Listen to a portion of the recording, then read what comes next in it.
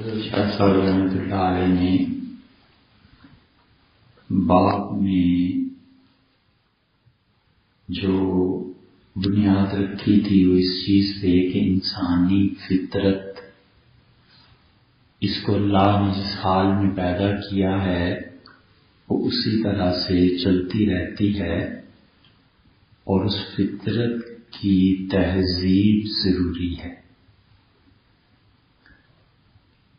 مٹی ہے، ایک آدمی اس میں پانی ڈال کے گارا بنا کے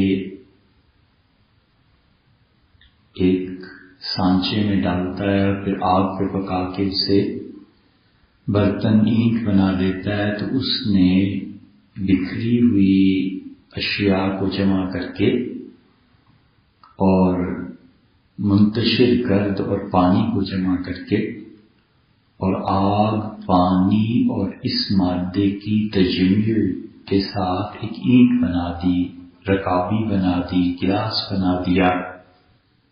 یہ اس نے منتشر اجزاء کی تہذیب کر دی۔ یہی تہذیب نفس جو ہے کہ انسان کی قوتیں اصل مقام کو استعمال ہونے لگیں، اس کا نام تزکیہ۔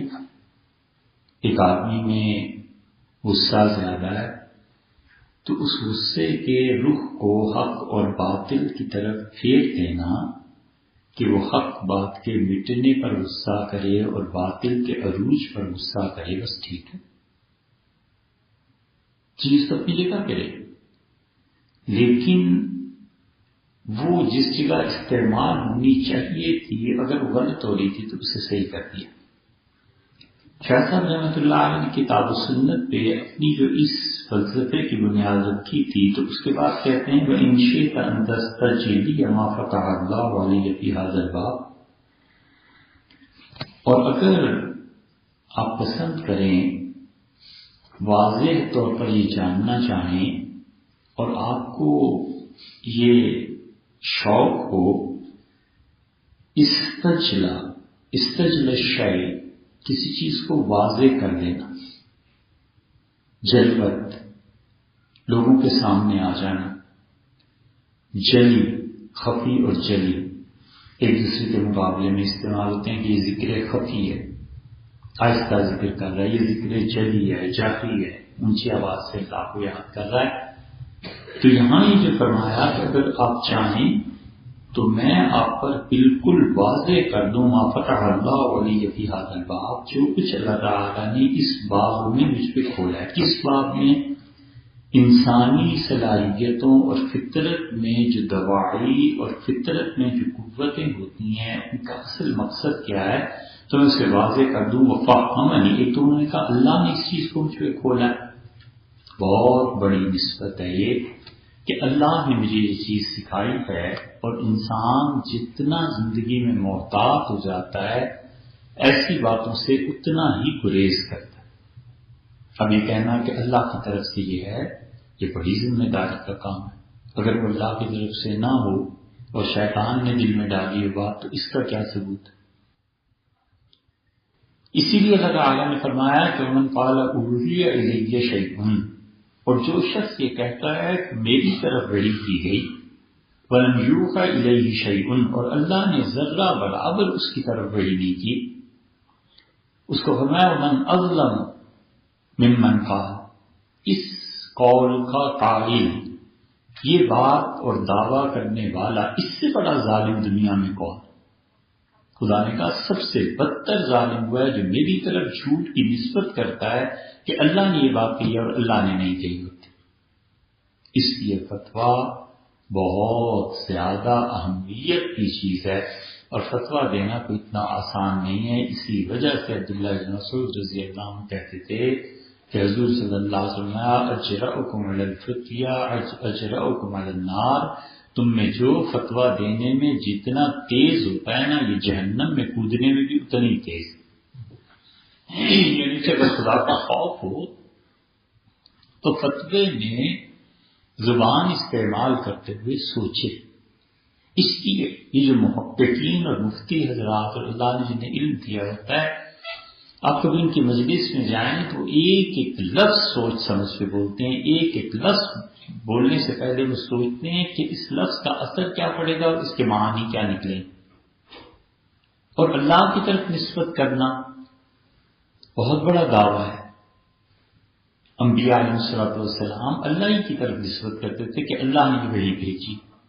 اسی لیے اللہ نے فرمایا کہ إِنَّهُمْ لَا يُكَذِّبُونَكَ، اے نبی صلی اللہ علیہ وسلم، یہ جو کافر آپ کو جھوٹا کہتے ہیں تو آپ کو نہیں کہتے، ولیکن یہ جو ظالم ہیں بآیات اللہ یجحدون، اللہ کی آیات اور نشانیوں کا انکار کرتے ہیں کہ اللہ کا کلام ہے جو آپ سناتے ہیں، آپ کے اپنی طرف سے تھوڑی کلام ہے. اس کی یہ دعویٰ کہ اللہ نے یہ بہت سوچ سمجھ کے بات کرنی چاہیے کہ اللہ تعالیٰ نے یہ فرمایا، اللہ نے یہ کہا ہے. اور آپ کبھی غور کریں، ہمارے ان دینی حلقوں پہ یا مقررین بات کر رہے ہوتے ہیں تو اپنی بات کو، خود اپنی چیز کو اللہ کی طرف منسوب کرتے ہیں کہ اللہ نے یہ فرمایا. اب آدمی سے پوچھے کہ اللہ نے یہ کہاں کہا ہے، یہ تو وہ چیز ہے جو آپ سمجھیں. اسی لیے سیدنا ابوبکر رضی اللہ عنہ نے ایک چیز لکھوائی اور سیکرٹری سے کہا کہ یہ خط تیار کر کے لاؤ، اور اس نے اس خط میں یہ لکھ دیا کہ وہ چیز ہے جس ابوبکر رضی اللہ عنہ کے دل میں اللہ نے ڈال دیا، تو انہوں نے اسے قلم زد فرما دیا. اور فرمایا خبردار یہ جملہ میری بات کے متعلق نہ لکھو. وہ آخری ہستی حضور صلی اللہ علیہ وسلم تھے جو یہ کہہ سکتے تھے، فرما سکتے تھے کہ اللہ نے میرے دل میں یہ بات ڈالی ہے، میں نہیں کہہ سکتا. اور اسی لیے صحابہ رضی اللہ عنہ میں کئی جگہ یہ جملہ ملے گا، کئی جگہ، کہ اگر یہ چیز صحیح ہے تو فمن اللہ، اللہ کی طرف سے ہے، اور اگر اس چیز میں کوئی غلطی ہے فمنی، یہ میری طرف سے ہے، میری خطا ہو گئی، میں نہیں سمجھ پایا اس بات کو، یہ چیزیں ہو گئی ہیں. تو اس لیے کہتے ہیں کہ ما فتح اللہ علیہ فی ھذا الباب، اللہ نے جو چیز مجھ پر واضح کیا. شاہ صاحب رحمۃ اللہ علیہ کی یہ کتاب جو ہے ان کی زندگی کے آخری دور میں لکھی گئی ہے، اس کے نچوڑ ہے ان کے علوم کا. اسی لیے شاہ صاحب رحمۃ اللہ علیہ دیکھیں اس کتاب میں بس چلتے چلتے فلاں حدیث میں یہ حدیث میں آ گیا، فلاں جگہ وہ بالکل اس کی تشریح کچھ نہیں کرتے، کیونکہ وہ اس مقام پر پہنچ چکے تھے کہ اب وہ تشریحات سے بہت بلند ہو گئے تھے کہ جسے سمجھنا ہے سمجھ جائے گا خود ہی. وہ یہ کر نہیں سکتے تھے. استاد پہلے دن علی بات آسا پڑھا رہا ہوتا ہے، لیکن جب 70-80 سال کا ہو جاتا ہے تو کہتے ہیں یار چھوٹے ٹیچر سے پڑھ لو، مجھ سے کوئی اور بات پڑھو، آگے کی بات کرو. اور پھر کہتے ہیں کہ وَفَهَّمَنِي مِن مَعَانِي هَذَا الْأَحَادِيثِ، اور یہ جو میں نے تمہیں احادیث کا حوالہ دیا تھا کہ غصے میں آدمی کیسا ہوتا ہے، قرض کے تقاضے میں کیسا ہوتا ہے، فلاں مقام پہ فلاں مقام پہ، یہ ساری جو چیزیں اللہ نے مجھے سمجھائی ہیں، اور اس کو اگر آپ چاہیں کہ میں آپ کے سامنے زیادہ اس چیز کو ظاہر کر دوں اور افہم کسی چیز کا سمجھانا، تفہیم بہت بڑی چیز ہے. ایک ہے علم اور ایک ہے فہم. علم تو جان لینا، اور فہم اور معرفت یہ اس کے آگے کی چیز ہے. فہم میں یہ ہے کہ آدمی جانتا ہی نہیں، سمجھ بھی لیتا ہے. ایک آدمی جانتا ہے کہ ایک آدمی ہے، دوسرا اسے سمجھ لیتا ہے کہ صرف آدمی نہیں ہے، یہ فلانے کا باپ ہے، فلانے کا بیٹا ہے، یہ ہے یہ ہے.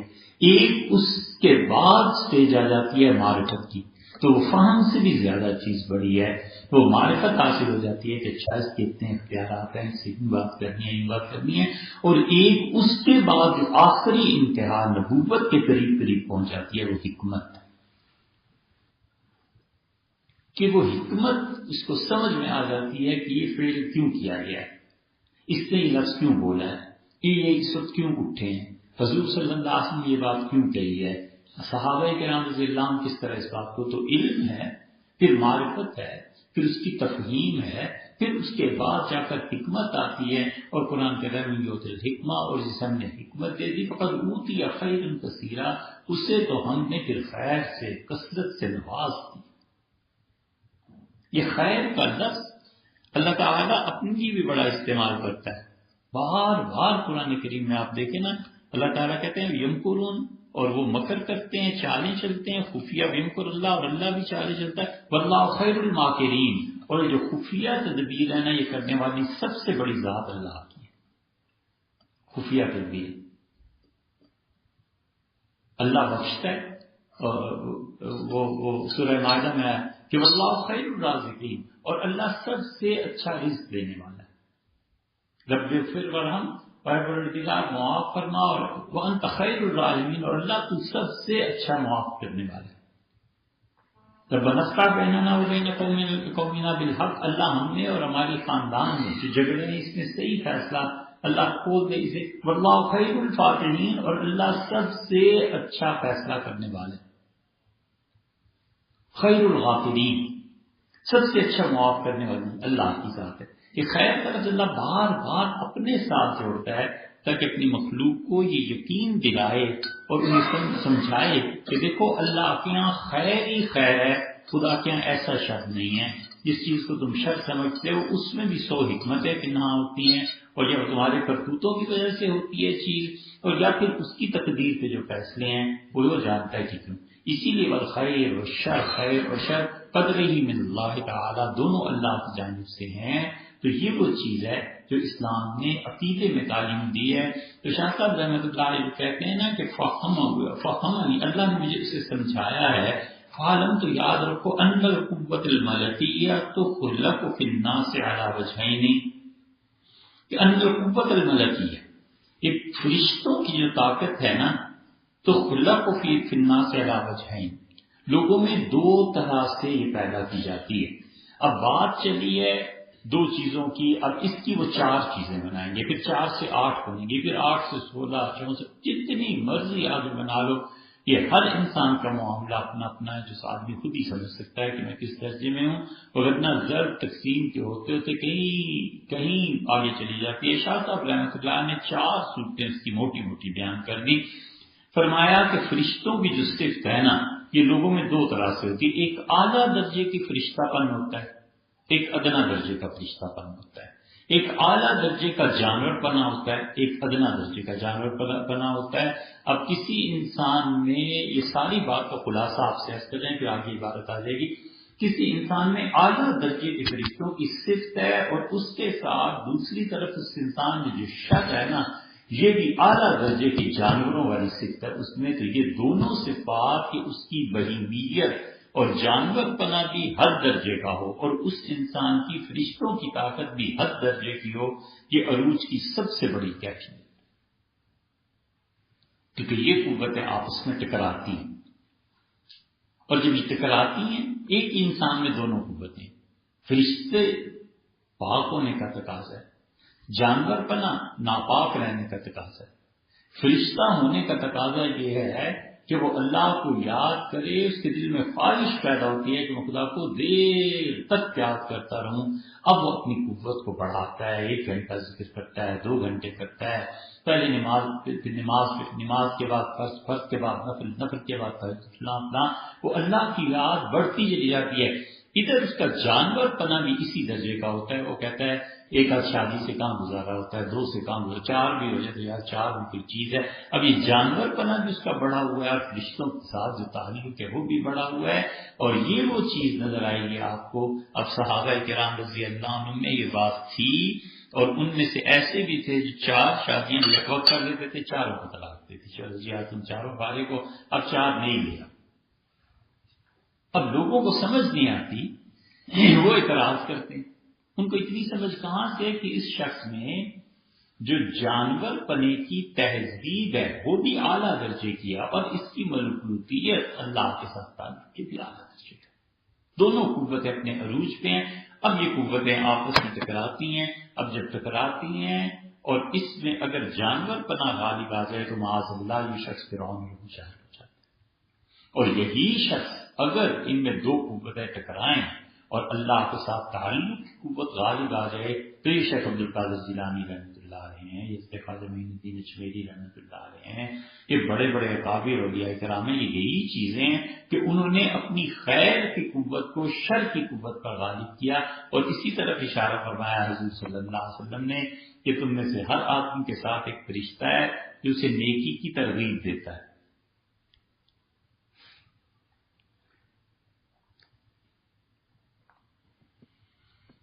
اور اس کے ساتھ شیطان بھی ہے، وہ اسے گناہ کی ترغیب دیتا ہے، اور یہ دونوں آپس میں فرمایا رات کو سوتے تک لڑتے ہیں، وہ اسے کہتا ہے کہ خیر کے کام پہ اپنے دن کا خاتمہ کر، اور وہ کہتا ہے شر کے کام پہ خاتمہ کر، سونے سے پہلے کوئی ایسا گناہ کر لے معاذ اللہ استغفر اللہ کہ صحیح آپ لعنت پرستی۔ فرشتہ کہتا ہے کوئی ایسی نیکی کر کے سو کہ ساری رات اللہ کے فرشتے دعا کرتے، چنانچہ کئی آدمی جو رات سونے سے پہلے اللہ کو یاد کرتا ہے، ذکر کرتا ہے، یہ کرتا ہے، یہ کرتا ہے، اللہ کے فرشتے اس کے لیے ساری رات دعا مانگتے ہیں۔ صبح اٹھتا ہے تو حضور صلی اللہ علیہ وسلم اس کی آنکھ کھلتی ہے، شیطان کہتا ہے کہ دن کا آغاز، صبح کا آغاز شر سے کر اور شرارت سے کر۔ نتیجہ یہ کہ رات بھر جو سوچ کے رکھا ہوا ہوتا ہے نا، صبح اٹھتے ہی پہلا جملہ جو نکلتا ہے وہ گالی دیتا ہے، مارتا ہے کسی کو، اور وہ سارا غصہ جو رات کے اپنے دماغ میں پکا ہوا ہوتا ہے اس کی اظہار کرتا ہے، اور فرشتہ کہتا ہے خیر کا کام کر، تو اٹھتا ہے نماز کے لیے، وضو وغیرہ وغیرہ ان چیزوں میں وہ خیر کی طرف جاتا ہے۔ یہ ہے فرشتے اور شیطان کی جنگ، انسانی نفس میں اندر کی قوتیں ہوتی ہیں لڑتی ہیں، حتیٰ کہ حضور صلی اللہ علیہ وسلم سے پوچھا گیا کہ اللہ کے رسول کیا آپ نے بھی ایسی چیز، آپ کے ساتھ بھی شیطان؟ حضور صلی اللہ علیہ وسلم میرا شیطان مسلمان ہو گیا، فرمایا میرے ساتھ میرا جو شیطان ہے نا وہ بھی فرشتہ ہو گیا، وہ بھی مجھے نیکی کا حکم دیتا ہے، اچھائی کا حکم دیتا ہے۔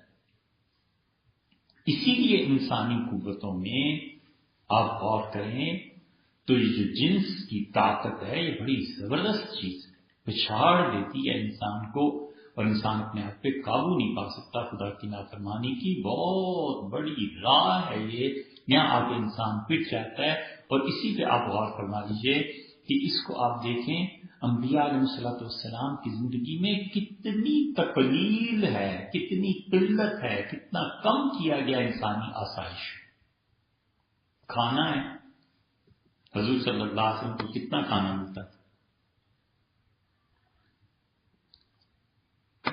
رشتے نے آ کے رکھ دیا، چاہے تو سونے کے پہاڑ اجوع یومن و اشوا یومن، چاہتا ہوں ایک دن کھانا ملتا ہے، دوسرے دن پاکا ہو جایا کرے، ایک دن پیٹ بھر لوں، اور جس دن پیٹ بھر جائے شکر ادا کرو، اور جس دن پاکا ہو جائے میں صبر کرو۔ بھول کے بھی یہ دعا نہیں کرنی چاہیے، ولیعوذ باللہ۔ ایک وقت پاکا لگے، دن تو بڑی چیز ہے، ایک وقت پاکا لگ جائے تو آدمی کفر پہ آ جائے ہمارے زمانے میں، مطلب ہے کس سے برداشت ہو سکتا ہے؟ یہ تو حضور صلی اللہ علیہ وسلم ہی عرض کر سکتے تھے، اور کون کر سکتا ہے؟ تو اس لیے تکلیل ہے، بستر لیٹنا ہے، رات کو سونا ہے، عبادت کرنی ہے۔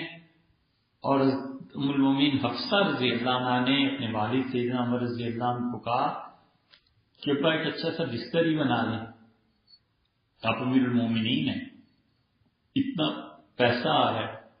تو انہوں نے کہا تم حضور صلی اللہ علیہ وسلم بیوی ہو کے بیٹی یہ تم مجھے بات کرتی ہو، اور تمہیں پتا نہیں ہے کہ تم نے ایک دن کمبل کو دوہرا کر کے بچھا دیا تھا، تو حضور صلی اللہ علیہ وسلم صبح اٹھ کے تم سے کہا کہ آج میری تہجد رہ گی، بہت نرم بستر تھا، تم میرے لیے ایسے آئندہ نہ کرنا۔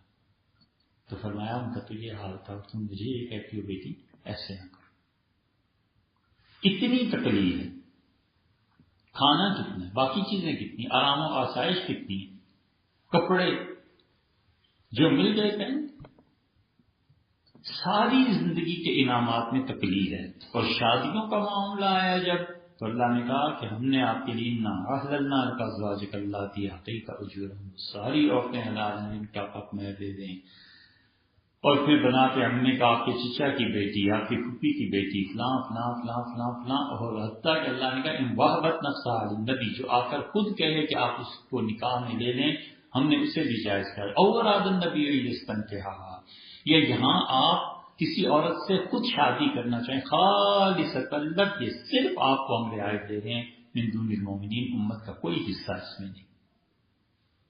اس لیے کہ جو پاکیزگی اور وحی اور اس کو قبول کرنا، وہی کوئی معمولی سی چیز ہے۔ اللہ نے کہا اس قرآن کو ہم پہاڑوں پہ نازل کرتے تو ریزہ ریزہ ہو جاتے۔ وہ حضور صلی اللہ علیہ وسلم کا دل ہی تھا جو اس وحی کو برداشت کرتا تھا، اور وہ وحی برداشت کرتا تھا ایک طرف اتنی شدید، فرشتے تو خیر خادم ہیں، ان کی کیا مجال ہے، نبوت پہ ہی آگے کی چیز ہے، اور دوسری طرف جو بشریت ہے اس میں سب سے زیادہ بڑا تقاضا یہ تھا، اس لیے کیا جتنی مرضی عورتوں سے شادی کر۔ ابھی گوروں کو کون سمجھائے؟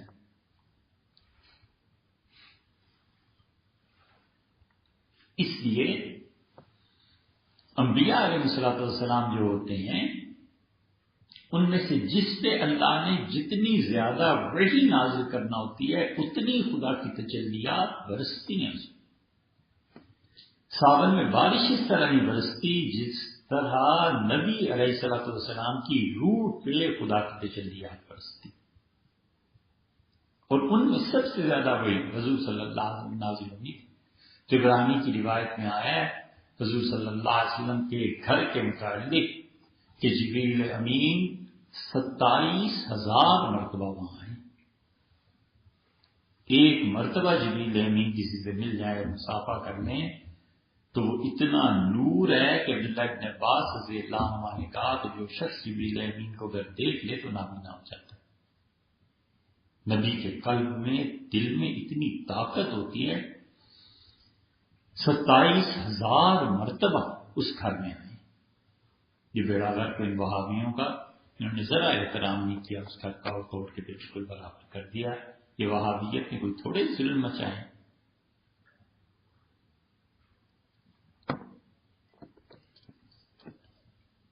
جبریل امین کی طاقت کا اللہ نے کہا ذی قوت, بڑا طاقتور. عند ذی العرش مکین, عرش کے قریب میرے پاس ہے. مطاع, میری بات مانتا ہے. ثم امین, پھر امانت دار. اور جبریل حضور صلی اللہ علیہ وسلم کے اتنے قریب ہو گئے کہ کعبہ قوسین پر 2 کمانوں کا فاصلہ رہ گیا. یہ جبریل امین آتے ہیں لیلۃ القدر, فرشتوں کی مصاحبت میں فرشتوں کو ساتھ لاتے ہیں. یہ سب چیزیں ہوتی ہیں. یہ جبریل امین حضور صلی اللہ علیہ وسلم 27,000 مرتبہ تو اس گھر میں آئے تھے. باقی مدینہ منورہ الگ ہے, اور پھر اس گھر کے بعد جو ہجرت اور پھر اس کے بعد جو چیزیں ہیں وہ بالکل الگ چیزیں ہیں. تو نبی علیہ السلام کے قلب میں اتنی قوت بھر دی جاتی ہے کہ خدا کی وحی کو قبول کر لے. اس وحی کا حال یہ ہے کہ زید رضی اللہ عنہ کہتے ہیں حضور صلی اللہ علیہ وسلم بیٹھے ہوئے تھے اونٹنی پہ اور یکا یک وحی طاری ہو. صحابہ رضی اللہ عنہ کہتے ہیں جب وحی طاری ہوتی تھی تو ہم ذرا دور ہو جاتے تھے. ایک صحابی رضی اللہ عنہ کہتے ہیں میں نے سیدنا عمر رضی اللہ عنہ سے کہا کہ میں دیکھنا چاہتا ہوں وحی نازل کیسے ہوتی ہے. تو انہوں نے مجھے ایک دن بلایا, کہا دیکھو حضور صلی اللہ علیہ وسلم پہ وحی نازل ہو رہی ہے. اور جب وحی نازل ہوتی تھی تو ہم تھوڑے فاصلے پہ ہو جاتے تھے. اسی لیے تو اس پہ عائشہ رضی اللہ عنہ کہتی ہیں وہ وحی جب نازل ہوتی ہے شدید گرانی. زید رضی اللہ عنہ کہتے ہیں کہ اب میں نے دیکھا اور پھر اونٹنی جو تھی اس نے اپنا سر جھکا دیا, بوجھ جب اس پہ پڑا, اور پھر اونٹنی کی ہڈیاں کڑکڑانے لگیں اور بیٹھ گئی. حضور صلی اللہ علیہ وسلم کو پر وحی کی کیفیت تھی. اب آپ نے اس اونٹنی کو چھوڑا, اس کی ہڈیاں بجنے لگیں اور پسینہ پسینہ اونٹنی ہو گئی. آپ نیچے زمین پہ کہتے ہیں میں لیٹا ہوا تھا اور حضور صلی اللہ علیہ وسلم کی چادر کا کونا میری ران کی ہڈی پہ پڑ گیا اور میں نے کہا اب یہ ٹوٹی, اب ٹوٹی, اب ٹوٹی. اتنا شدید بوجھ تھا اس چادر کے کونے کا کہ میں نے کہا یہ تو اب ٹوٹی. اب اسی لیے سے عائشہ رضی اللہ عنہ کے متعلق حضور صلی اللہ علیہ وسلم آتے ہیں کہ عائشہ کے بارے میں مجھے کچھ نہ کہا کرو, تم میں سے یہ واحد ہے میری بیوی جس کے ساتھ میں لحاف میں لیٹا ہوا ہوتا ہوں اور خدا کی وحی نازل.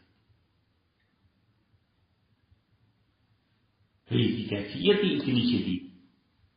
اور اسی وجہ سے کیونکہ سب سے زیادہ وحی آنی تھی تو حضور صلی اللہ علیہ وسلم کی روح مبارکہ پہ اللہ کی صفت علم نے بھرپور تجلیات ڈالی ہیں. اللہ ہی جانے ہزاروں اور کروڑوں سال خدا کی تجلیات کی زد میں رہا ہے قلب مبارک, اور خدا کی تجلیات نے سمو دیا. ایک تجلی پڑی کہ فلما تجلی ربہ للجبل, اور اس کے پروردگار نے اپنی تجلی ڈالی طور پہ, خر موسیٰ صاعقہ, تو موسیٰ علیہ السلام بے ہوش ہو کر گر پڑے اور پہاڑ ریزہ ریزہ ہو گیا. فلما افاق, اور جب انہیں ہوش آیا تو ان کا پروردگار تو ہر عیب سے پاک ہے, اللہ میری توبہ ہے کہ میں آئندہ کے لیے کہوں کہ میں دیکھنا چاہتا ہوں. ایک تجلی پڑی.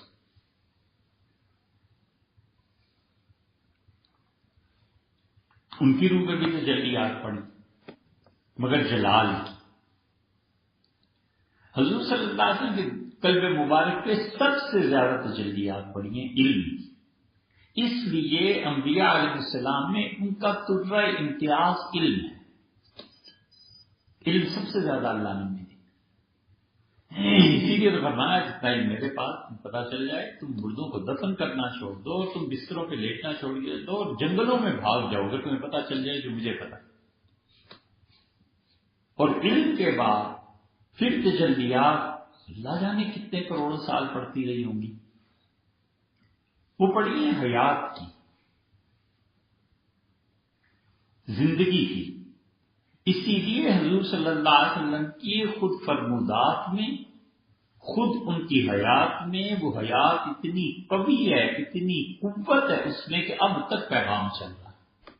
کسی نبی کی احادیث محفوظ نہیں، کسی کی سیرت محفوظ نہیں، سیدنا مسیح علیہ السلام کی سیرت محفوظ نہیں، ایک اکیلے حضور صلی اللہ علیہ وسلم کی سیرت محفوظ ہو گئی. قبر کسی نبی کی دنیا میں محفوظ نہیں رہی، صرف یہی قبر محفوظ رہ گئی.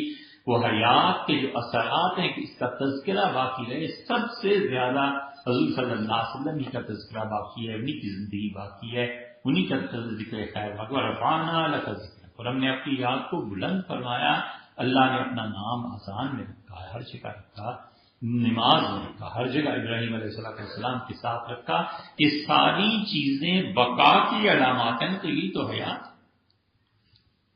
اس لیے حیرت ہوتی ہے ان مولویوں پہ جو بحث کرتے ہیں صلی اللہ قبر شریف میں آتے ہیں نہیں ہے، کہتے بالکل ہی دماغ الٹا ہو گیا ہے. حضور صلی اللہ علیہ وسلم پہ جس حیات کی تجلیات لاکھوں برس کروڑوں برس پڑتی رہی ہیں، وہی نبی علیہ السلام اگر وفات کے بعد نہیں سنتے تو پھر سنتا کون ہے؟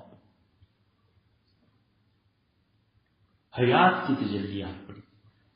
تیسری چیز جس کی تجلیات نے گھیر لیا ہے حضرت صلی اللہ علیہ وسلم کو، علم، حیات، اور تیسری چیز کی تجلیات شہود ہے. یہ عالم شہود جو ہے نا، ظاہر ہونا اللہ کے علامات، اللہ تعالی کی آیات، اللہ کی نشانیاں، یہ عالم شہود جو ہے یہ حضور صلی اللہ علیہ وسلم کا کمال. اسی لیے حضرت مجدد الفسانی سرہندی رحمۃ اللہ علیہ جب وحدت الشہود پہ بحث کرتے ہیں تو وہ حوالہ دیتے ہیں کہ حضور صلی اللہ علیہ وسلم کے قلب مبارک سے مجھے یہ چیز ملی. عالم شہود اتنا، یہ غیب تو ہمارے آپ کے لیے نا کہ اس دیوار کے پیچھے کیا ہے اور کیا نہیں. اللہ کے لیے تو سب عالم شہود ہے، عالم الغیب والشہادہ. اور اس شہود کے بھی بعد جو درجات ہیں، وہ شہود کے بعد جب وحدت الشہود میں آدمی ان مقامات کو دیکھتا ہے تو پھر اس میں آگے چل کر حقیقت احمدیہ ظاہر ہوتی ہے. یہ جو حقیقت محمدیہ کا مراقبہ کرواتے ہیں نا یہ نقشبندی، اور حقیقت احمدیہ کا مراقبہ کرواتے ہیں، یہ وحدت الشہود سے بھی بعد کی چیز. وہ اللہ جسے بھی دے، نبوت کے علاوہ کوئی مقام ایسا نہیں جو خدا نے بند کر دیا. حضرت مجدد الفسانی سرہندی رحمۃ اللہ نے اس حد تک پہنچایا تھا، اب بھی کوئی پہنچ سکتا ہے. لیکن مصیبت یہ ہے کہ ہمارے زمانے میں حلال کا رزق نہیں رہا. یہ نہیں رہا. کون آدمی حلال کا رزق کہاں سے کمائے؟ آخر دوستوں میں گیا، دعوت ہوئی، گھر میں کوئی لے آیا، کسی نے کھانا، کچھ نہ کچھ ہوتا رہتا ہے، رزق حلال نہیں رہا. تو اس کی حیات، علم، شہود، اور چوتھی جو تجلیات پڑی ہیں نور کی، یہ جو نور کی تجلیات پڑی ہیں نا، وہ اللہ کا نور وہ کیسے ہے کوئی نہیں جانتا. اسی لیے یہ جو حدیث آئی ہے جو کہتے ہیں کہ اللہ تعالیٰ حضور صلی اللہ علیہ وسلم نے فرمایا کہ اللہ نے مجھے اپنے نور سے پیدا کیا. اس حدیث کو اگر مان بھی لیا جائے تو سب سے زیادہ اس کی دعوت دینے والے بریلوی حضرات ہیں، اور وہ کہتے ہیں نا حضور صلی اللہ علیہ وسلم نور ہیں. اس حدیث کے متعلق احمد رضا خان صاحب نے اپنے فتاوی میں لکھا ہے کہ یہ حدیث متشابہات میں سے، کہتے ہیں یہ حدیث نہیں سمجھ آ سکتی. بس اتنا ہی ہے جتنا ہو سکتا ہے کسی سے سمجھ لے اس حدیث کو اصل میں سمجھ. اس لیے کہ اللہ کے نور میں سے استغفر اللہ اگر مان لیا جائے کہ خدا کے نور کو ٹکڑے ہو کے ہوا ہے تو پھر اس کا مطلب یہ ہے کہ یہ بھی خدا ہے کوئی تک بند. اور خود اللہ جو کہتا ہے میں نور ہوں، تو نور سے یہ روشنی مراد تھوڑی ہے.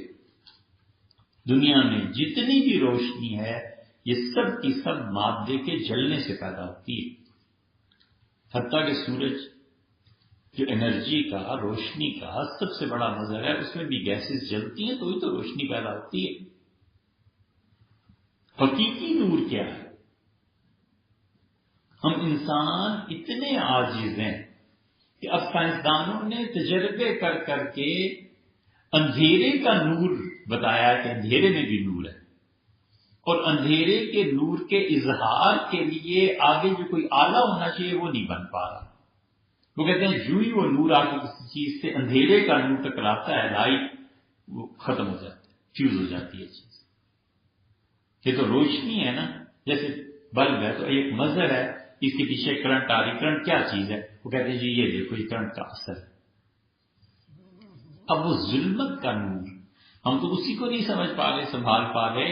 اب تعالیٰ شانو اس سے ثم ورا بہت بلند و بالا ہے کہ ہم اس کے نور کو سمجھ سکیں. عقل کہاں سمجھ سکتی ہے. اس کی حضور صلی اللہ علیہ وسلم نے وہ جو نور کی تجلیات پڑھی ہیں اس نے روح مبارکہ کو گویا نور بنا دیا. اب انگارے دہک رہے ہیں اور بچہ کہتا ہے یہ آگ ہے، باپ کہتا ہے بیٹے یہ لکڑی ہے. دونوں ہی سچے.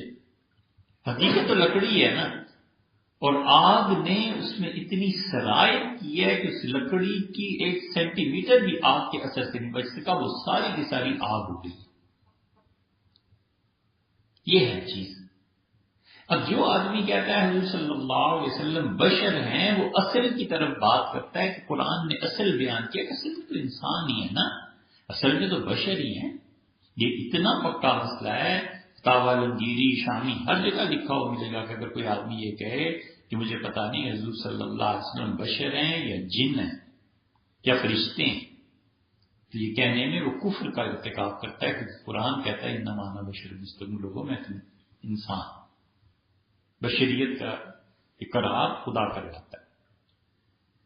اس نور نے جو رنگ دیا ہے نا، نور، یہ جب صوفیہ پہ کھلی چیز، تو صوفیہ نے کہا کہ حضور صلی اللہ علیہ وسلم تو نور ہے. اب وہ صوفیوں کی عبادت لے کے انہوں نے کہا حضور صلی اللہ علیہ وسلم بشر نہیں نور ہے. ہم کہتے ہیں بابا وہ نور بھی ہیں اور بشر بھی ہیں، وہ دونوں چیزیں ہیں. لیکن صوفیہ نے جس مقام پر یہ بیٹھ کر کہا ہے اس مقام کو ہر آدمی سمجھ نہیں سکتا، جان نہیں سکتا. یہ سب سے پہلے صوفیہ ہی کی طرف سے بات آئی کہ وہ نور ہے. ہم کہتے ہیں دونوں سچ کہتے ہو، تم بھی ٹھیک کہتے ہو، تم بھی ٹھیک کہتے ہو. لڑائی کس بات کی ہے؟ لیکن اس مقام کو سمجھنے کے لیے جتنا علم چاہیے اور جتنا صوفیہ، یہ مواہب الدنیا اور یہ جو صوفیہ کی کتابیں ہیں، اس ان تشریحات کو آپ پڑھیں، پھر جا کر پتہ چلتا ہے کہ اللہ کی تجلیات کیسے پڑھی ہیں حضور صلی اللہ علیہ وسلم پہ.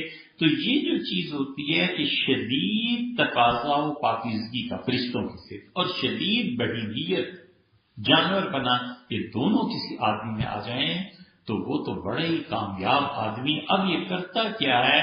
وہ گھوڑا ہے نا بہیمیت، وہ گناہ ہے نا، گناہ کے تقاضے، انہیں جب دباتا ہے، اسے جلاتا ہے، تو اس جلن کی وجہ سے اسے ترقی ملنا شروع ہو جاتی. سمنوا ضحایاکم، اپنی قربانیوں کو موٹا تازہ کرو. تو قربانی دیتا ہے بڑی خواہش کی، نفس کو مارتا ہے. جب نفس مرتا ہے، اسے مار پڑتی ہے، قربانی دیتا ہے، تو اللہ اس کو اتنے قریب کھینچتا ہے. یہ وہ چیز ہے جو اللہ کے قرب کا باعث بنتی ہے. اس لیے شاہ صاحب رحمۃ اللہ فرماتے ہیں کہ احدہما، میں تمہیں بتاتا ہوں کہ جو فرشتوں کی تخلیق و قوتیں ہیں، ان میں سے ایک یہ ہے کہ الوجہ المناسب بالملأ الاعلی. اب چاروں میں سے پہلی کی انہوں نے تشریح کی. انہوں نے کہا ہوتا یہ ہے کہ ملأ اعلی جو فرشتے ہیں ان کی مناسبت کے اعتبار سے رخ ادھر ہو جاتا ہے. الوجہ المناسب، مناسب چہرہ، توجہ ادھر ہو جاتی ہے. کدھر؟ بالملأ الاعلی، فرشتوں کی سب سے اچھی جماعت ہے. الذین شانہم، جن فرشتوں کی شان یہ ہے، جن فرشتوں کا حال یہ ہے، ملأ اعلی کے فرشتوں کا، الانصباغ بعلوم الاسماء والصفات، بعلوم الاسماء والصفات کہ یہ فرشتے جو ہوتے ہیں ان کا علم جو ہے وہ رنگا ہوا ہوتا ہے اللہ کے ناموں کے ساتھ اور اس کی صفات کے ساتھ، و معرفت و دقائق الجبروت، اور جو جبروت اللہ تعالیٰ کی ذات و صفات کے متعلق بالکل باریکیاں، دقائق باریکیاں، وہ باریکیاں جو ہیں اللہ کی ذات عالم جبروت کے متعلق ان فرشتوں کو وہ معرفت حاصل ہوتی ہے۔ پہلے تو کہا اسماء اور صفات میں رنگے ہوئے ہوتے ہیں، پھر فرمایا انہیں عالم جبروت کی بالکل باریکیوں کا بھی علم ہوتا ہے، وہ تلقی، اور یہ اس کے ساتھ ساتھ ملاقات کرتے ہیں اس نظام سے علی وجہ الاحاطۃ بہ، اور پھر اس کے ساتھ ساتھ یہ عالم زیریں کے نظام کو عالم بالا سے حاصل کرتے ہیں، اس نظام کو حاصل کرتے ہیں، احاطہ کرتے ہیں اس نظام کا جو نظام اصل میں اوپر سے آتا ہے۔ وہ اجتماع الہمہ، اور اسی طرح قوت ان میں شدید ہوتی ہے، ہمت کرتے ہیں علی طلب وجود، اس بات پر پوری توجہ ان کی لگ جاتی ہے کہ اللہ جس نظام کو چاہتا ہے اس نظام کے لیے یہ کام کریں، کوشش کریں اور اس نظام کو وہ نافذ کریں۔ وثانی، اور فرشتوں میں جو کمزور درجے کے ہوتے ہیں، یہ اب سب سے اعلیٰ فرشتے، فرشتوں میں جو سب سے نچلا درجہ ہوتا ہے وہ کہتے ہیں الوجہ المناسب بالملأ الثاقل، یہ فرشتے وہ ہوتے ہیں جن کی مساعی، جن کی کوششیں، کاوشیں، ان کا رخ ہوتا ہے ان فرشتوں وہ جو ملائے ثاقل کے مناسب۔ ایک ملائے اعلیٰ ہے وہ اعلیٰ ترین فرشتے، ایک ملائے ثاقل لے آئے اس کے مقابلے میں کہ وہ زمین کے فرشتے ہیں، الذین شانہم، جن کی شان یہ ہوتی ہے الانبعاث بداعیہ، وہ یہ کرتے ہیں کہ وہ اس داعیے سے الانبعاث اٹھ کھڑے ہوتے ہیں، تترشح علیہم، جو ان پر چھڑکا جاتا ہے، اوپر سے جس نظام کا چھڑکاؤ ان پر کیا جاتا ہے یہ اس کے لیے انبعاث اٹھ کھڑے ہوتے ہیں، داعیہ ان کے دلوں میں پیدا ہو جاتا ہے، علیہم من فوقہم، اوپر سے، من غیر احاطۃ، اور یہ احاطہ نہیں کر سکتے۔ ملائے اعلیٰ والے احاطہ کر لیتے ہیں کہ اچھا اللہ کی مرضی ہے، ملائے اعلیٰ کے فرشتوں کو احاطہ ہو جاتا ہے، گھیر لیتے ہیں، پتہ چل جاتا ہے۔ یہ جو فرشتے زمین میں ہوتے ہیں انہیں کچھ پتہ نہیں چلتا، بس اوپر سے حکم آیا ولا اجتماع الہمہ، اور نہ ہی پھر یہ اتنی شدید ان کی توجہ لگتی ہے، ولا المعرفہ، نہ انہیں پتہ ہوتا ہے کہ حکم میں معرفت کیا، نورانیہ، اور یہ نورانی بھی اتنے نہیں ہوتے، ورفض للالباس البہیمیہ، اور یہ ایسے بھی انسان ہوتے ہیں کہ اچھی طرح سے معرفت حاصل کیے بغیر رفض للالباس البہیمیہ، اور جو بہیمی جانور پنے کی الواس آلائشیں ہوتی ہیں، رفض ان کا انکار کرنے والے ہوتے ہیں۔ ان فرشتوں میں یا ان انسانوں میں جانور پنے کی چیزیں نہیں پائی جاتی، یہ وہ لوگ ہیں جو دوسری قسم کے فرشتے ہیں۔ اب دو طرح کے فرشتے بیان کر دیے، ایک وہ ہیں جو ملائے اعلیٰ، ملائے اعلیٰ کے فرشتے تو اللہ کے علوم اور اسماء میں رنگے ہوئے ہوتے ہیں، اللہ کی صفات کا ایک رنگ ہے، اور اللہ اپنی صفات کے رنگ سے لوگوں کو رنگتا ہے۔ انبیاء علیہ السلام سے یہ بات شروع ہوتی ہے۔ اللہ تعالیٰ کی صفتیں کتنی ہیں؟ بے شمار۔ اللہ کے نام کتنے ہیں؟ بے شمار۔ قرآن کریم میں 100 سے کچھ زیادہ نام آئے۔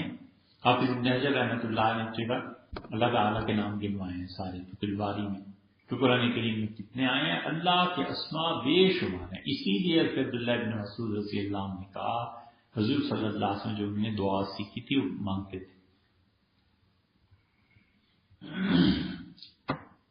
اس میں یہ آتا ہے کہ اسألک بکل اسم هو سمیت لک بنفسک، اللہ میں ہر اس نام کے وسیلے سے مانگتا ہوں جو آپ نے اپنی ذات کے لیے خود تجویز فرمایا، او علمتہ احدا من خلقک، اللہ وہ نام تیرے جو تو نے اپنی مخلوق میں سے کسی کو بھی سکھایا، اب استاثر کر، اور یا اللہ کے ناموں کے صدقے سے مانگتا ہوں جو فی مقنون الغیب، غیب کے خزانوں میں تیرے پاس ہیں، تو ہی جانتا ہے تیرے کتنے نام، انت جعل القرآن العظیم ربیع قلبی، اللہ اس قرآن کو میرے دل کی بہار بنا دے، جیسے بہار کے موسم میں خوش ہوتا ہے آدمی دیکھ کے پھولوں کو، رنگوں کو، اور بہار بڑی اچھی لگتی ہے، اللہ اس قرآن کو میرے لیے ایسے بنا دے۔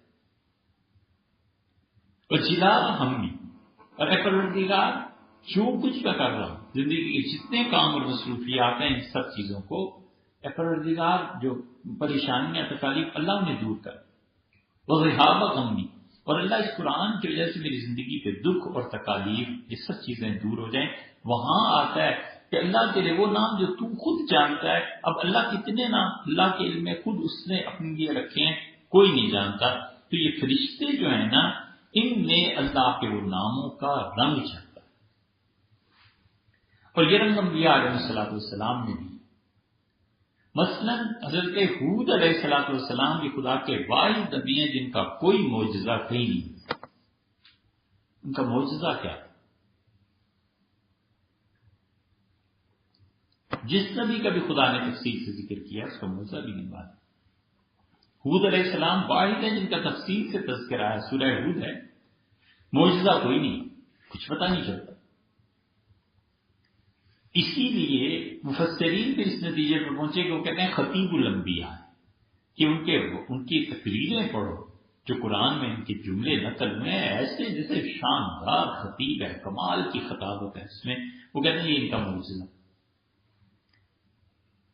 سیدنا موسیٰ علیہ السلام وہ کہتے ہیں کہ اللہ کی جلال کی صفات میں رنگ گئے تھے موسیٰ علیہ السلام، ان میں بڑا غصہ تھا، جلال تھا، خدا کی وہ تجلیات پڑی جو اللہ کے جلال کے مناسب۔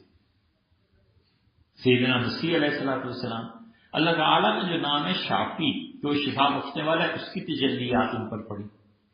حضرت آدم علیہ السلام اللہ نے کہا ہم نے انہیں نام سکھا دیے، آغاز، ابتدا، عزت، رجوع اللہ کی طرف، توبہ کرنا، یہ تجلیات پڑی۔ حضور صلی اللہ علیہ وسلم کی جو باری آئی ہے تو کہتے ہیں سب سے زیادہ تجلیات اللہ کی صفت علم کی پڑی ہیں۔ اس لیے اس امت کا زوال اور عروج دونوں کے دونوں علم سے منسلک ہیں، کہ اگر علم میں آگے چلے جائیں گے تو ٹھیک ہے۔ اسی لیے جن لوگوں کا سلوک ان کے مشائخ علم کے راستے سے، جن لوگوں کا سلوک ان کے مشائخ طے کرواتے ہیں نبوت کی راہ سے، وہاں پہ علم کا غلبہ ہوتا ہے۔ حضرت سید صاحب رحمۃ اللہ علیہ سے بیعت ہونے حضرت گئے تھے شاہ عبدالعزیز صاحب محدث دہلوی رحمۃ اللہ علیہ کے پاس،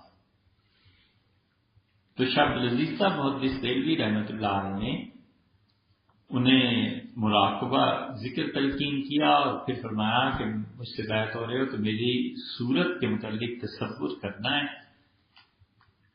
اور جو تصور شیخ ہے اس کو حاصل کرو۔ تو سید صاحب رحمۃ اللہ نے فرمایا حضرت اب سید صاحب کا پہنچنا بھی عجیب تھا، وہ پہنچے تو کون؟ تو ان کا جی میرا سید احمد۔ کہاں سے آئے ہو؟ بریلی سے۔ فرمایا اچھا ہمارے والد صاحب کے شاگرد بھی ہیں، فلاں فلاں پڑھے ہوئے ہیں، اور ہمارے بھی شاگرد وہاں ہیں، فلاں کون لگتا ہے تمہارا؟ ان کا حضرت تو میرے ماموں ہوتے ہیں، چچا۔ سید صاحب رحمۃ اللہ کی نسبتیں سن کے شاہ عبدالعزیز صاحب رحمۃ اللہ کھڑے ہو گئے، گلے لگائے، تو انہوں نے بیعت کی درخواست کی، تو ہوگی تلقین کی ذکر کر دیا۔ تصور شیخ کا جب آیا تو ان کا حضرت یہ جو قرآن کہتا ہے مَا هَٰذِهِ التَّمَاثِيلُ الَّتِي أَنتُمْ لَهَا عَاكِفُونَ، یہ جو بت ہیں، ابراہیم علیہ السلام نے کہا تم ان بتوں کی صورتیں، ان کی پرستش کرتے رہتے ہو، بیٹھے رہتے ہو، عاکفون پہ جم کے بیٹھے رہتے ہو۔ ان کا حضرت اس میں اور میں اپنے دل میں آپ کی تصویر رکھ کے اس کو سوچتا ہوں، ان دونوں میں فرق کیا ہو؟ شاہ عبدالعزیز صاحب رحمۃ اللہ علیہ کمال کے آدمی تھے، پھر کھڑے ہوئے، گلے لگایا اور فرمایا ہم تمہیں نبوت کی راہ سے لے چلیں گے۔ یہ جو چیز تھی نا نبوت کی راہ سے لے چلیں گے، یہ بہت کمال۔ اسی لیے سلسلہ نقشبندیہ میں یہ جتنے نقشبندی ہیں ان میں کمال کی چیز یہ ہے کہ اپنے وقت کے ساتھ ساتھ اپنے نظام کی تجدید کرتے رہے۔ جو ان میں رنگ پہلوں میں تھا اسباب بدل کے، حضرت مجدد رحمۃ اللہ نے اور اسباب شروع کر دیے، مرزا مظہر جانا رحمۃ اللہ نے اور اسباب شروع کر دیے۔ ان میں جب مراقبہ قوس تک پہنچتے ہیں تو وہاں پہنچ کے شیخ کو یہ فیصلہ کرنا پڑتا ہے کہ اسے حقائق الہیہ کی راہ سے آگے لے کے چل رہے ہیں کہ انبیاء علیہ السلام کے حقائق کو شیخ کو بڑی باریک بینی سے چیز دیکھنی پڑتی ہے۔ وہ کہتے ہیں یہ بھی ہو سکتا ہے اور یہ بھی ہو سکتا ہے، پھر اس کے ذریعے اس کا سلوک طے ہوتا ہے۔ وہ جو چیز ہے نا انبیاء علیہ الصلوۃ والسلام کی حقائق جو حقائق الہیہ کی راہ سے طے ہوتی ہے، ان حقائق الہیہ میں اللہ کی صفت سالک پر غالب آ جاتی ہے۔ یہ ہے جو حضرت فرما رہے ہیں، یہ جو فرشتے ہیں ان پہ اللہ کی صفات غالب ہوتی ہیں۔ اب صفت علم غالب آ جاتی ہے، کیونکہ حضور صلی اللہ علیہ وسلم کی اصل صفت علم ہے، تو جب اس راہ سے چلتا ہے تو اس کی صفت علم غالب آتی ہے، تو نبوت کی راہ پہ چلتا ہے۔ ایسی مشائخ کی زندگی میں عبادات کم ہیں، نوافل کم ہیں، کوئی لمبی چوڑی تلاوت نہیں، کوئی مجاہدہ نہیں، لیکن علم ان کی ایک ایک بات سے ٹپکتا ہے، کیونکہ مشائخ نے اس کو جو راستہ دیا ہوا ہوتا ہے وہ راستہ اور ہوتا ہے، وہی اکثر۔ اسی لیے حضور صلی اللہ علیہ وسلم کو دیکھیں نا، ایک نفل پڑھتا ہے شیخ، تہجد، اشراق، چار، کوئی نماز پڑھتا ہے، اللہ اللہ، ذکر، اذکار، بلجار، نعرے، ہاؤ ہو، سما، اور پھر رونا دھونا، یہ سب چیزیں آتی ہیں۔ یہ ولایت ہے جس کا تعلق سیدنا علی رضی اللہ عنہ سے جا کے ملتا ہے، اور وہ دوسری نبوت کی راہ سیدنا ابوبکر رضی اللہ عنہ تک جا کے پہنچتی ہے، اور کچھ حصہ سیدنا علی رضی اللہ عنہ کی طرف بلٹتا ہے۔ لیکن وہاں یہ ذکر، اذکار، مراقبات، یعنی بظاہر جو چیزیں یہ زیادہ نہیں، وہاں علمی حقائق زیادہ ہوتے ہیں، اور اسی کا یہ نتیجہ نکلتا ہے کہ اس شخص پہ جب علم کا رنگ غالب آ جاتا ہے تو اس کی ایک ایک بات سے علم ٹپکتا ہے، کیونکہ مشائخ سے اس راہ سے لے کے گئے ہوتے ہیں۔ عوام آتے ہیں، عوام کہتے ہیں کہ یہ کیا، نہ اشراق پڑھی، نہ چاشت پڑھی، نہ یہ کیا، نہ وہ کیا۔ انہیں کیا پتا کہ وہ اشراق اور چاشت کے یہی وہ راز ہے کہ حضور صلی اللہ علیہ وسلم تشریف لائے۔ ترمذی کی روایت میں آتا ہے، ایک طرف لوگ ذکر اذکار کر رہے ہیں، ایک طرف لوگ بیٹھ کے علم کی قرآن کی باتیں کر رہے ہیں، تو فرمایا خلاف ہمارا خیر، تم دونوں بڑے اچھے، تم بھی ٹھیک کر رہے ہو، تم بھی ٹھیک کر رہے ہو، لیکن جو نفل ذکر ان کو چھوڑ دیا۔ فرمایا وہ اس معاملے میں اللہ نے مجھے تو علم کے لیے بھیجا ہے، یہ کہہ کہ وہاں بیٹھ کے جہاں قرآن پاک پڑھا جا رہا تھا، علم کی باتیں ہو رہی تھی، تو اس لیے شاہ صاحب فرماتے ہیں کہ وہ فرشتے جو ہیں وہ اللہ کے علوم، اسماء و صفات میں رنگ چڑھ جاتا ہے، اللہ کی صفات کا غلبہ ہو جاتا ہے۔ اللہ کی کس صفت کا غلبہ ہو گیا ہے یہ دیکھنا پڑتا ہے۔ کھلانے کی صفت کا غلبہ ہو گیا، کھلاتے رہو بس۔ حاجی محمد انور صاحب رحمۃ اللہ کی صفت کا غلبہ ہو گیا تھا۔ دیوبند میں حاجی عابد صاحب رحمۃ اللہ علیہ تھے جنہوں نے بنیاد رکھی تھی، یہ ان کے خلیفہ تھے حاجی انور صاحب۔ حضرت ثانوی رحمۃ اللہ فرماتے ہیں میں ان سے ملنے گیا تو جو آتا تھا بیٹھ کے کھانا بس کھلا دیتے، جو ملتا ہر ایک کو کھانا کھلاؤ، دیگیں پکے کھانا۔ تو میں نے اس سے پوچھا کہ آپ کو کیا اتنا شوق ہے ہر آدمی دیوبند میں جو آتا ہے اسے کھانا کھلانے کا؟ فرمایا میں گیا تھا حج کرنے، تو ایک جگہ طواف کرتے ہوئے کچھ بڑے خوبصورت، بڑے حسین نور کے پتلے تھے، وہ آپس میں باتیں کر رہے تھے، تو میں پاس کھڑے ہو کے باتیں سننے لگا۔ تو مجھے اچانک پتا چلا کہ اچھا یہ تو انبیاء علیہ السلام کی روحیں ہیں جو طواف کرنے آئی۔ کہتے ہیں یہ جہان مجھ پہ کھل گیا۔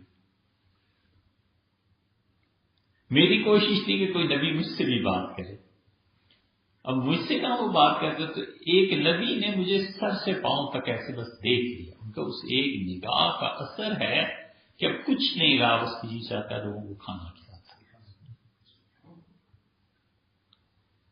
ہم لوگ کہتے ہیں صوفیوں کی باتیں، حدیث نہیں پڑھتے۔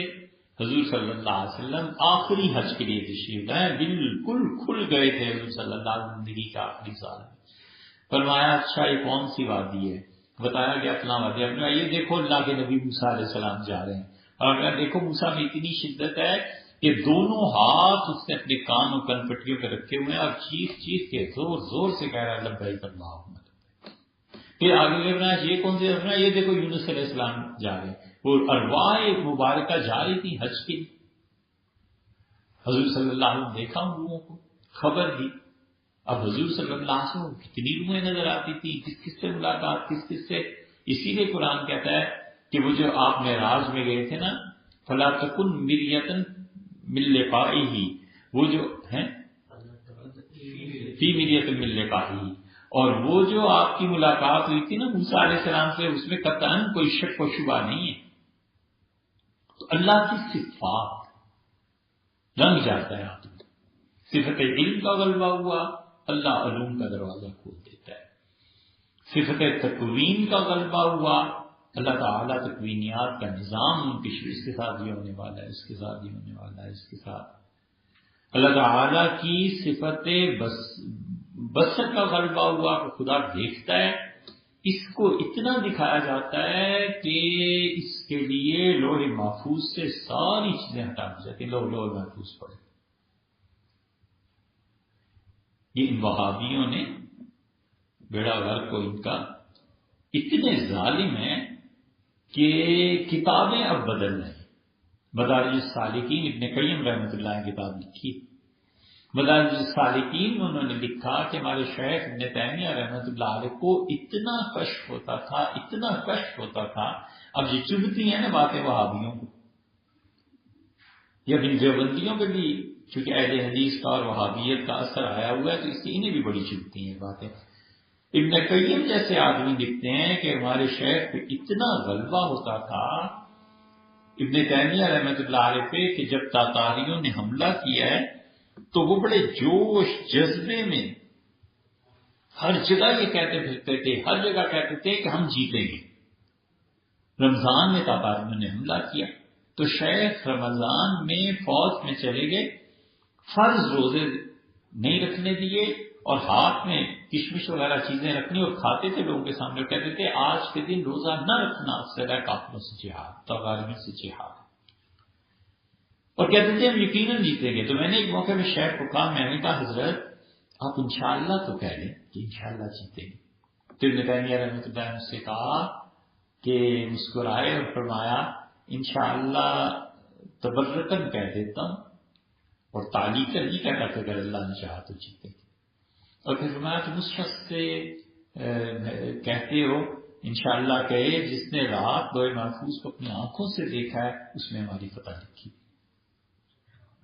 ابن تیمیہ اب یہ جو جدید ایڈیشن ہے اس میں ساری عبارتیں نکال دی اور نام کیا رکھا ہے کہ ہم خلاصہ کر رہے ہیں. اس کتاب کا خلاصہ نہیں کر رہے، اصل میں جو چبھتی ہیں نا چیزیں انہیں تم بیچ میں سے نکالنا چاہتے ہو تاکہ اب شیخ ابن تیمیہ رحمۃ اللہ علیہ کبھی اسکاٹ لینڈ جانے کا موقع ملا تو پھر بات کریں گے. ابن تیمیہ رحمۃ اللہ علیہ بیک واسطہ خلیفہ شیخ القادر جیلانی رحمۃ اللہ علیہ خود لکھا ہے کہ میں سلسلہ قادریہ میں بیعت ہوں اور حضرت اور موفق قدامہ یہ ان لوگوں کے واسطے سے حضرت شیخ القادر جیلانی رحمۃ اللہ سے میرا واسطہ ملتا ہے. تو شیخ تو اتنے بڑے آدمی تھے. اللہ کی یہ صفات جب لوگوں پر پڑتی ہیں پھر وہ مشائخ رنگے جاتے ہیں ان صفات میں. اللہ تعالیٰ کی طرف سے معرفت کی تجلی شدید پڑ گئی، چپ ہو پھر بولتا کوئی آنکس کی خبر شد خبرش باز نے آئے. جسے خبر مل جاتی ہے نا کچھ سن ہو جاتی ہے پھر اس کی اپنی خبر گم ہو جاتی ہے، اس کی پھر اپنی خبر نہیں آتی کہ خود کہاں چلا گیا ہے. یہ ساری یہ فرشتوں کے ساتھ اور معرفت و دقائق کی جبروت. اور یہ فرشتے ہیں جن کو اللہ تعالیٰ باریک بینی سے وہ نظام دیکھنے دیتا ہے، یہ ہیں وہ لوگ. اور پھر اللہ تعالیٰ کی باریک بینی سے نظام دیکھنے دیتا ہے، ان کو معرفت حاصل ہوتی ہے ان دقائق، ان پیچیدگیوں یا ان چیزوں کی، ان باریکیوں کو پہچانتا ہے جو عالم جبروت ہے. عالم جبروت جو ہے وہ کہتے ہیں کہ اللہ تعالیٰ کا جو ایک نظام ہے نا اس کائنات سے آگے جبریل امین جہاں پہ ہیں اور جبریل امین سے بھی آگے جو جہان ہے یہ وہ عالم ہے پورا. ایک جگہ تک گئے جبریل امین حضور صلی اللہ علیہ وسلم کے ساتھ اور آپ نے فرمایا وہاں میں نے دیکھا ایک درخت تھا اور آپ نے فرمایا وہاں پر پتنگے سونے کے اور مختلف رنگوں کے برس رہے تھے اس درخت پہ. قرآن کہتا ہے عند سدرۃ المنتہا، اور وہ بیری کے درخت کے پاس پہنچے. تو آپ نے فرمایا وہاں پہنچ کے مجھے جبریل نے کہا کہ اس سے آگے میں جا نہیں سکتا. اور فرمایا کہ حضور صلی اللہ علیہ وسلم نے مجھے بتایا گیا کہ دنیا سے جتنی نیکیاں اور اچھی چیزیں آتی ہیں بس یہاں آ کر ٹھہر جاتی ہیں، اس سے آگے کوئی نہیں جا سکتا. فرمایا پھر مجھے اس سے آگے لے جایا گیا. وہ جو آگے لے جا کر جو چیزیں دکھائی گئی ہوں جو چیزیں وہ قرآن یہ بھی ذکر قرآن کہتا ہے کذالک نری ابراہیم ملکوت السماوات والارض، اور ہم نے ابراہیم کو نشانیاں دکھائیں علیہ الصلوۃ والسلام، کس چیز کی؟ کائنات میں ملکوت آسمانوں میں میں کیسی میری شہنشاہیت قائم ہے، ابراہیم دیکھو زمین پہ میری کیسی شہنشاہیت قائم ہے۔ اس لیے قرآن اللہ کے جو مرکب اسماء بیان کرتا ہے اس پہ غور کرنا چاہیے۔ عالم الغیب والشہادہ، جاننے والا ہے ان تمام چیزوں کو جو لوگوں تمہارے لیے پوشیدہ ہے اور تمہارے لیے کھلی ہوئی، یہ اللہ کا نام۔ فالق الحب والنوى، اور وہ ذات چیر پھاڑ دیتی ہے گٹھلی اور بیج کو جب تم اسے زمین کی تہ میں ڈال دیتے۔ جاعل اللیل سکنا، اور وہ رات کو سکون دینے والی۔ فالق الاسباح، اور چیر دیتی ہے رات کی تاریکی کو اللہ کی ذات اور نور کو اس میں سے نکالتی۔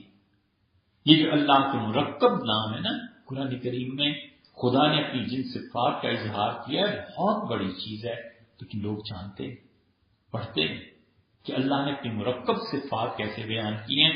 اس لیے یہ جو اللہ کی شہنشاہیت ابراہیم علیہ السلام نے جو دیکھی کہ پروردگار کیسا شہنشاہ ہے، تو پھر وہ ایمان کہاں جانا تھا، پھر وہ نبوت کہاں جانا۔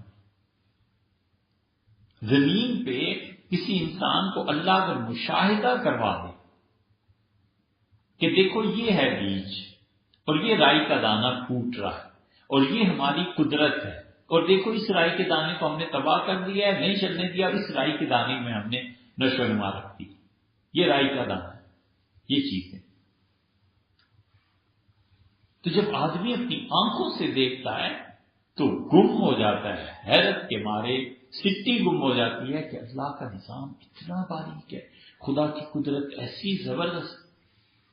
اسی لیے اللہ بار بار لوگوں کو کہتا ہے اپنی پیدائش پر غور کرو، تم کیا تھے، پھر ہم نے ایسے کیا، پھر ایسے کیا، خلقنا مضغۃ، خلقنا مضغۃ عظاما، پھر تم ایک ناپاک تھا، پھر ہم نے سے خون سے پھر ہڈیاں، فکسونا العظام لحما، اور پھر ہڈیوں پر ہم نے گوشت چڑھا دیا، ثم انشأناہ خلقا آخر، اور پھر اس کے بعد فائنل ٹچ اسے دیا کہ بچہ کیسا خوبصورت ہونا چاہیے، اور پھر کہتے ہیں کہ فتبارک اللہ احسن الخالقین، کیا ہی برکت والی ہے وہ ذات لوگوں جو بہترین طریقے کا پیدا کرتی ہے۔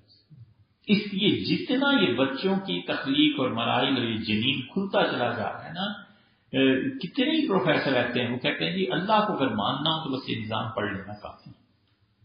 کہتے ہیں حیرت ہوتی ہے کہ خدا کی ذات کتنی قدرت رکھتی،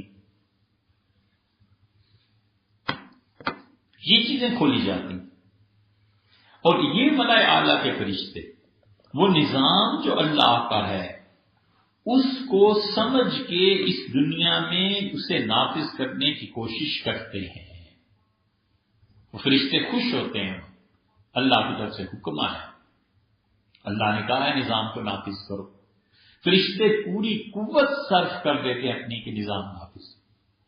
نتیجے میں جبریل امین جب اپنی قوت کو صرف کرتے ہیں تو دنیا میں وہ پھر اس فیض اور اس اثر سے جو لوگ ہدایت کا کام کرتے ہیں ان کی زبانوں میں تاثیر آ جاتی ہے، کیونکہ جبریل امین کا تعلق کلام سے ہے۔ اسی لیے تو اللہ تعالیٰ بار بار جبریل کی تعریف فرماتے ہیں کہ اچھا اس کے متعلق یہودیوں یہ کہتے ہو من کان عدو، کون ہے جو جبریل کا دشمن؟ اس کی دشمن، میں اس کا دشمن ہوں جو جبریل کا دشمن۔ اللہ تعالیٰ بار بار، اس لیے کہ فرشتے اس مقام کے ہیں کہ اللہ کی رضا کو سوچ سمجھ کے کہتے ہیں یہ نافذ ہو جائے۔ دوسری طرف انہوں نے فرمایا کہ وہ فرشتے ہیں جو نیچے ہیں، الذین شانہم، جن کی شان یہ ہے کہ انبعاث بداعیت تترشح علیہم من فوقہم من غیر احاطۃ، اوپر سے جو ترشح ہوتا ہے، اوپر سے فرشتے جس چیز کو چھڑکتے ہیں، یہ تو گویا ہوئے جرنیل، یہ جانتے ہیں کیا کام ہے اور کیا نہیں، اور نیچے ہیں سپاہی، انہیں پتہ نہیں چلتا۔ اوپر والے کہتے ہیں کہ یہ جو گولی جا رہی ہے نا، اس گولی کو لگنے نہیں دینا، ادھر کر دینا. ابھی کیوں نہیں لگنے دینا؟ وہ فرشتے جانتے ہیں گولی کو کیوں نہیں لگنے دینا. انہیں کچھ نہیں پتا ہوتا، یہ گولی کو اسی طرح کر دیتے ہیں جیسے گولی بس ادھر ہی واپس پہ. اوپر والے فرشتے جانتے ہیں کہ اس وقت یہ بند کا توڑ دینا اللہ کی، بس اللہ کا حکم یہی ہے کہ یہاں پر پانی پھیل جائے اور فصلیں تباہ ہو جائے. اللہ یہ چاہتے ہیں. ان فرشتوں سے کوئی پوچھے گا کہ کچھ پتا نہیں کیا ہے کیا نہیں، پر یہ ہے بند توڑ تو بند توڑ کی. اوپر والے فرشتے جانتے ہیں کہ یہ آدمی اگر زندہ رہ گیا نا، یہ ایمان اپنا غارت کر بیٹھے گا. اللہ تعالیٰ کی مہربانی اس پہ یہی ہے کہ اسی سال میں واپس بلا دیا جائے، موت دے دی جائے. ان فرشتوں کو حکم ہو جاتا ہے کہ جاؤ اس کی روح. ان کو کچھ نہیں پتا چلتا. شاہ صاحب رحمۃ اللہ فرماتے ہیں کہ دیکھو، ایک وہ عالم ہے فرشتوں کا جن میں فرشتے بہت زبردست طریقے پہ اللہ کی اسکیم کو سمجھتے ہیں، اور یہ دوسرا یہ ہے کہ یہ جو نیچے والے ہیں یہ ہیں سراپا نور اور رفض للالواح البہیمیہ، اور جو جانور پنے میں ملوث ہونا ہے اس سے رفض ہٹے ہوئے ہیں، دور ہیں، لیکن اس کے باوجود وہ اوپر سے جو کچھ آتا ہے بغیر سوچے سمجھے کام کی تعمیل کر دیتے ہیں. یہ نہیں پوچھتے کیا ہے کیا ہے. حکم ہو گیا چیف کا، وزیر اعظم صاحب کو پکڑ لو، تو چیف کا حکم سپاہی مانتا ہے. سپاہی کہتے ہیں مجھے نہیں پتا، انہوں نے یہ کہا کہ آپ کو پکڑ کے جدہ بھیج دینا. جدہ بھیج دیں. جو بھی دنیا میں ایسے ہی نظام چلتا ہے، اور کیا ہوتا ہے. اس کی بادشاہت آنی ہے. ان فرشتوں کو کچھ پتہ نہیں ہوتا اس کی بادشاہت کیوں آنی ہے. یہ ظالم ہے، فرعون ہے، ابو جہل ہے، اتنا بڑا خراب آدمی ملک کو ڈبو دے گا. وہ اوپر والے فرشتے جانتے ہیں کہ اچھا لوگوں کی کرتوت چونکہ بدل گئے نا، لوگ برے ہو گئے ہیں، اب جیسے یہ لوگ ہیں ویسے ہی حکم، اور اب مرضی ان کی یہ ہے کہ انہیں جوتے پڑھو. اسی لیے 15ویں پارے کو پڑھو نا. اللہ تعالیٰ فرماتے ہیں واسطنا عباد اللہ نا، پھر میں نے اپنے بندوں کو بھیجا جب یہودی مسلمان تھے، ان کی حالت کمزور پر.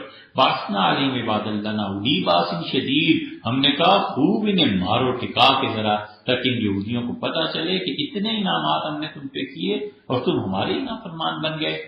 اور اجاسو خلال الدیار، وہ یہودیوں کو اتنی مار ماری انہوں نے، جو مارنے والے جو ایرانی تھے جاسو خلال الدیار، ان کے گلی کوچوں تک پھیل گئے اور مار پڑی. وہ اس سب نہیں کھا سکتے. بنگلہ دیش جب بنا تھا تو اس وقت یہ چیزیں آتی تھی سامنے.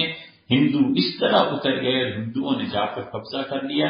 یہ تو اللہ کا احسان تھا کہ انہوں نے وہ تباہی نہیں مچائی جو غیر مہذب اقوام مچاتی ہیں، بلکہ انہوں نے اعلان کرا دیا مساجد میں کہ آپ اپنے اپنے گھروں میں رہیں، ہمارا راستہ نہ روکیں، ہمیں گلیوں میں ہم گھوم رہے ہیں، ہمیں کچھ نہ کہیں، ہم آپ کو کچھ نہیں کہیں گے. ورنہ تو ظاہر ہے کہ وحشی اقوام سے بھی زیادہ بدتر چیزیں کرتی ہیں. اللہ کہتا ہے جاسو خلال الدیار. تو یہ ہے فرشتوں کا ایک انتہائی چیز اور ایک ملائک ثابت. اب اس کے بعد وہ کہتے ہیں انسانوں میں بھی اسی طرح ہوا کرتا ہے. انسان میں قوت ہوتی ہے کہ ایک تو ہوتے ہیں البہیمیت الشدیدہ، جن میں شدید جانور پنا پایا جاتا ہے، اور دوسرے وسانی البہیمیت ضعیفہ، وہ انسان ہوتے ہیں جن میں جانور پنا تو ہوتا ہے لیکن کمزور ہوتا ہے. تو کہتے ہیں یہ دو قوتیں انسانوں میں، یہ دو قوتیں اگر اعلیٰ درجے کی جمع ہو جائیں انسان اڑ گیا، پرواز کر گیا خدا کے خود میں. دونوں ضعیف قوتیں جمع ہو جائیں سب سے زیادہ ضعیف ہو گیا. فرشتوں میں وہ قوت کمال کی جمع ہو جائے اور ادھر سے کمزور ہو بہیمیت کمزور ہوتی ہے. فرشتوں جیسی پاکیزگی تو آ جائے گی لیکن اتنا مزہ آیا ہے. اور اگر یہ بہیمیت غالب آ جائے، یہ جانور پنا زیادہ قوی اور فرشتوں والی قوت کم ہو اس میں، تو اب یہ آدمی کیا حتیٰ کہ کفر تک پہنچ جاتا ہے. یہ 4 تقسیمیں حضرت رحمۃ اللہ یہاں کی ہیں، اور یہ ایسی چیزیں جو شاید ہی کسی نے کی ہو. ممکن ہے محقق توسی وغیرہ کیا پرانے لوگوں میں کچھ نہ کچھ اشارات ملتے ہیں، لیکن جس تشریح سے حضرت رحمۃ اللہ نے اسے یہاں کھولا ہے نا، تو خود اس کتاب کا خاص کر انشاءاللہ